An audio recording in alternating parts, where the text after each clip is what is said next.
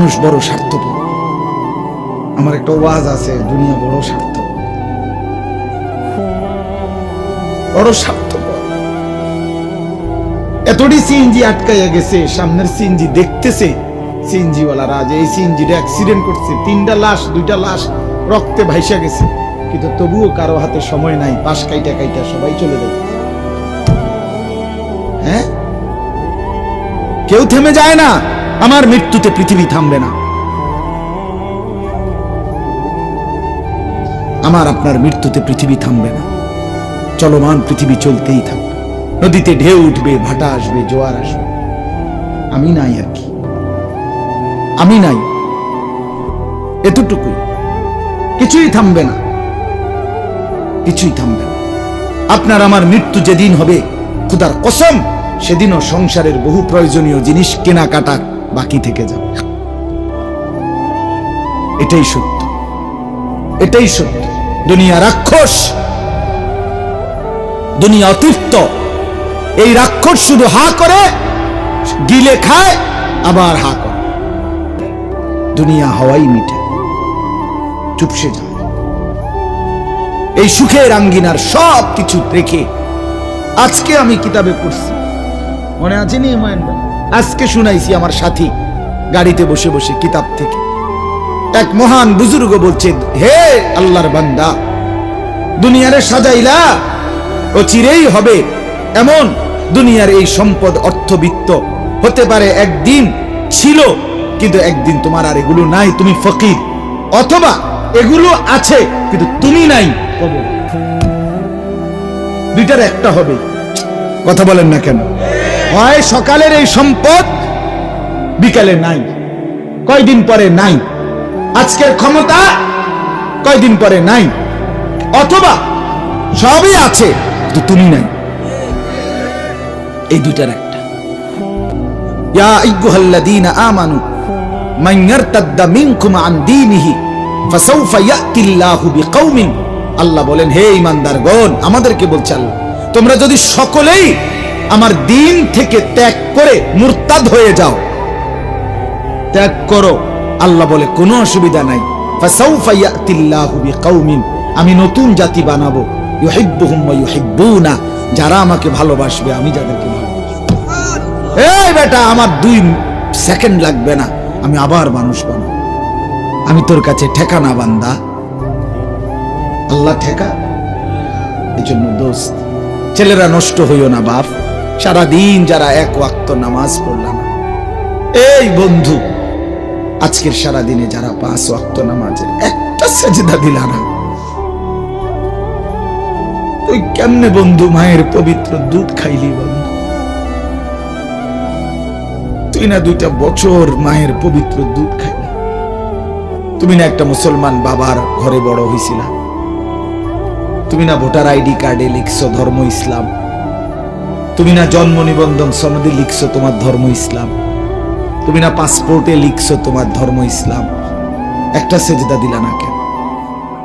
আমি তো বললাম আমার নাম আনিসুর রহমান, মনে রাখো আমার নাম। আমি বললাম মনে রাখবে নামাজি, যার কপাল সেজদা জমিনে পড়লো না, ঘাটটা নোয়াইলা না, তোমারে কবরে ফেরেশতা প্রথম ঘাটটা চাই একটা বাড়ি দিবে, একটা পরিল ফাড়াই লাগবে, একদম ঘাটটা ফাড়াই লাগবে। মনে সেদিন বুঝবি বেটা, আল্লাহর সাথে গাদ্দারির পরিণতি কি। ওমা কাদারুল্লাহ হাক্কা কদরি। আল্লাহ কোরআনে বলছে, বান্দা তুই আমারে সঠিক কদর করলি না, আমিও তোরে দেব। তুই আমারে কি মনে কর? আমি রহমান শুধু না, আমি তো আজিজ। আমি একদিকে রহমান, রহিম, গফফার, গফুর, গাফির, সত্তার। আমি সেই আল্লাহ, আজিজ, যুন্তিকাম, সরিউল হিসাব, শদীদুল ইকাব। আমি প্রচন্ড প্রতিশোধ গ্রহণকারী, আমি দ্রুত আযাব দেনেওয়ালা, আমি দ্রুত হিসাব গ্রহণকারী, আমি মহাশক্তিধর, আমি কাহ্হার, আমি জব্বার, আমি আজিজ, আমি মুক্তাদির। তুই আমারে কি মনে করছো বান্দা? বাদুকে খাওয়াইছি দেখে ফাঙ্গাস আর তেলাপিয়া, এই ফুলকপি আর ভাতাকপি, ফার্মের মুরগা আর কক মুরগা, এই ইতান কদ্দুর খাওয়াইছি দেখে তুমি আমারে ভুলে গেছো। বেটা তোর চাইতে ভালো বেশি উত্তম দুনিয়া সম্পদ খাদ্য আমি তো আল্লাহ জঙ্গলের বাঘ ভাল্লুকরে এত বালা খাবাই।